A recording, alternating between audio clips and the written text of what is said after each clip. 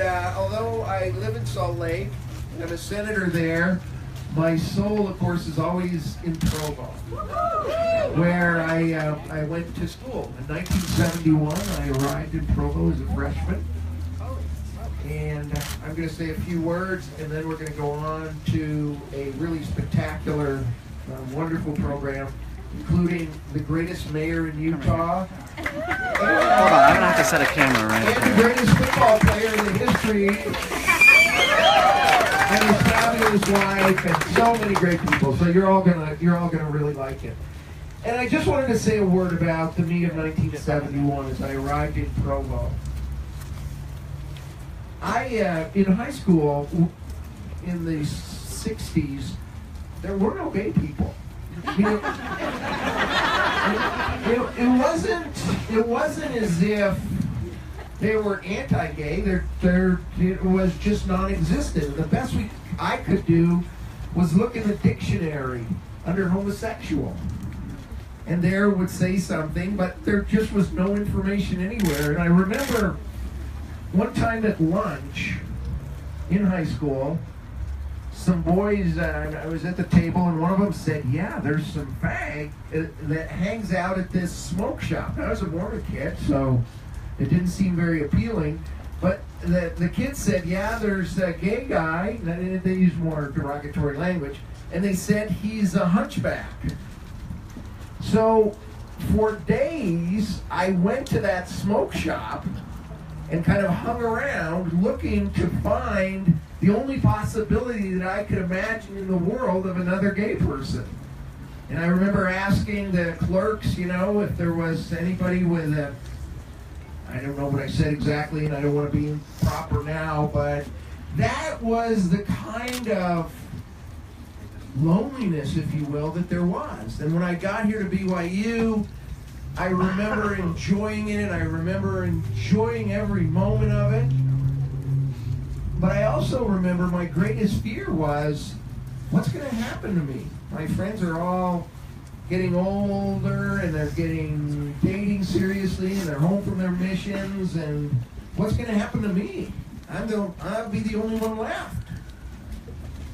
It was, in some ways, a great, wonderful time, but also this kind of underlying that I'm the only person out there, and there's a good possibility I'm never going to meet anybody else like me. So now to come back here to this wonderful place, this wonderful city, and to see this building, which says this community understands that LGBT children in particular, but all members of the LGBTQ community need a support, and they need a community, and they need an outstretched hand, and they need love. And to see all of us come together, all of you, and build this, which is the physical representation of this dream that so many of us have had over generations. I'm so proud of you for doing all of this. So thank you and welcome.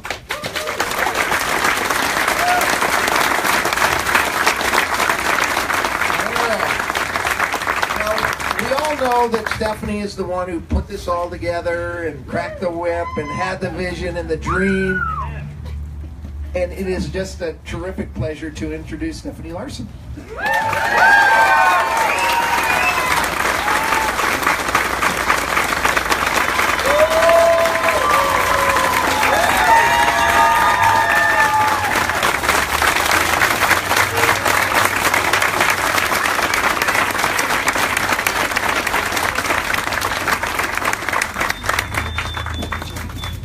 Thank you all, and thank you for coming.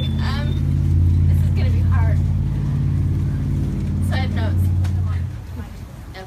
20 years ago, I married into the Larson-Williams family. And for 20 years, I have watched them celebrate life together, laugh together, love and support each other, even though they are all walking different paths in life. John Williams was a part of that family.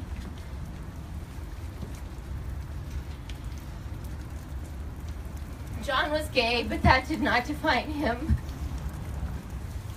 He was a very successful businessman, restaurateur, and renovationist. But the biggest success he had was that he loved and served everyone. And for a number of years, I have been obsessed with why is it that John was able to come out as a gay man in Salt Lake City after serving an LDS mission and become a huge success. Yet in my community, a lot of the LGBT children are choosing not to live. I believe that what it comes down to is that John never left the circle of his family's love, that he was always supported and sustained by them, and he gave back far more than he ever received. And I hope that Encircle can help sustain families and help them support their children, and that LGBT kids in our community will feel the most loved and respected because they are unique, they are talented, they are kind in a way that I've never seen any other group of people. I called John 10 months ago and asked him if he would help me start something to help LGBT youth and their families in Provo. He said, sure, what are we going to do? And we just started down the path trying to figure out what should be done and what can be done. And that's when I began seeing miracles almost every day. People have seen the need and wholeheartedly given their time and their resources to help another group of people who they don't even know. Holly Alden and her family bought this house for us when it was just an idea. Jared Connors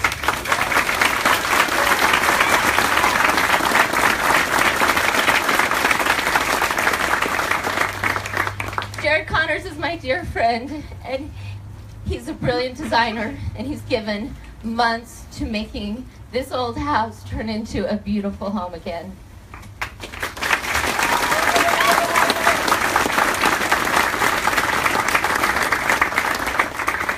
When I told Dean Peterson that I had an idea that I was going to do this, he said, I'll help you. Little did I know that Dean would stand here day after day for 8 months for free, giving of his time just to help. Thank you, Dean.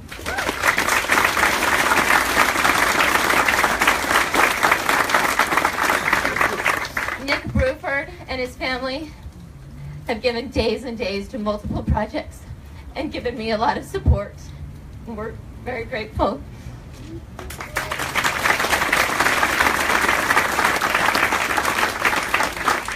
The Larson and Williams family threw their money and their support behind this when it was only a house, and set the example for what a great, loving family should be.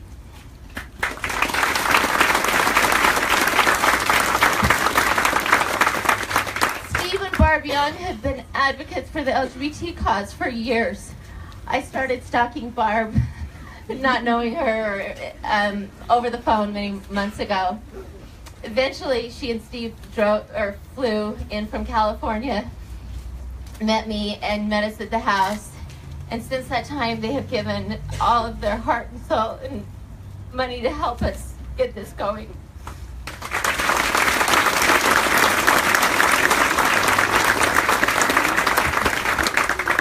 Katie Bettner heard about this. I don't know where, but I do actually know where. But she heard about it and said, come to lunch.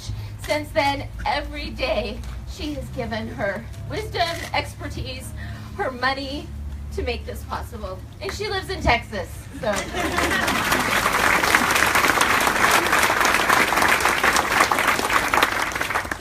Nina Brostrom had a brother come out as gay a few years ago. He came out to her and she tried to find resources. She couldn't find anything. So she wanted to be involved to help other people have the resources that they need. Thank you, Nina.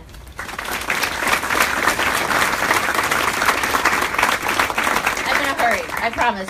Ronnie Jo Draper, BYU professor, has been loving this community and supporting them for years, and we're lucky to have her on board to help us get this thing right.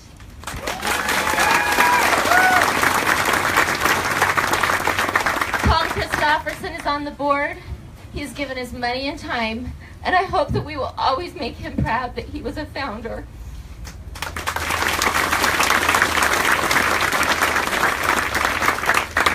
Lisa Hansen.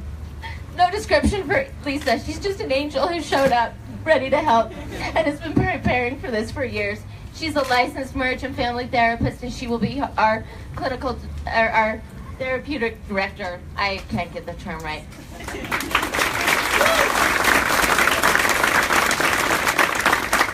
Jacob Dunford. How do I express my gratitude to Jacob? He is brilliant and kind. He's only 21, but he's as wise as an 80-year-old. He has been willing to do anything it takes to make Encircle happen. I tell him he's going to be the next John Williams. I'm grateful to have him as my partner in crime and my dearest friend. Thanks to my family. You know how much I love you, and you guys have been tough and strong, and thanks for being you. I'm almost done, so I've forgotten a million people, but I cannot tell you how many people have showed up on Saturdays to work in this house that used to be maroon and green and just pretty worn down from all the years of use. Thank you for being the type of people who would sign up on the internet. I would never do that. I mean, really quickly, and then I'm done. Encircle's goal is to bring the family and community together to enable our youth to thrive. I think that this community, if we put our work together, we can make this the best place in the country to grow up to be an LGBTQ child. Thank you for loving louder and for being here.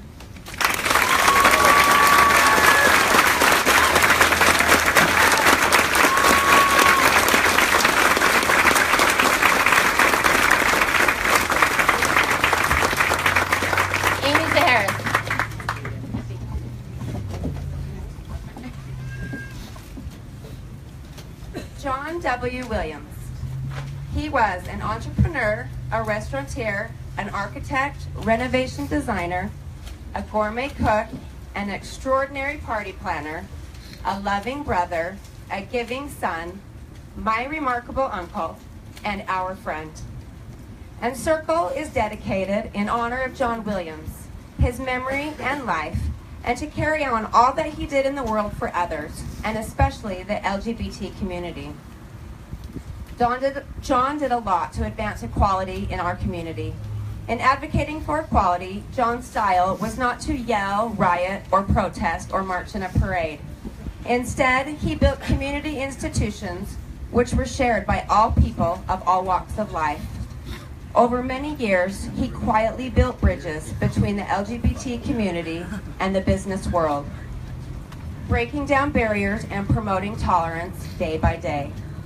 He did this by creating a safe working environment for many LGBT youth that had nowhere to go. He created dreams and opportunities, always with an understated example of confidence and success. He continually strived to make our community a better place for everybody, including those that were LGBT. Just like the goal of Encircle, John lived his life wrapping his arms around everybody within reach. He was constantly building people up, encouraging, supporting, loving. His positivity and passion for life were infectious. In all that he did, he encouraged a welcoming environment so that others knew they were loved, welcome, and always included. Encircle's goal is to remind youth that they have value in this community and in their families. They have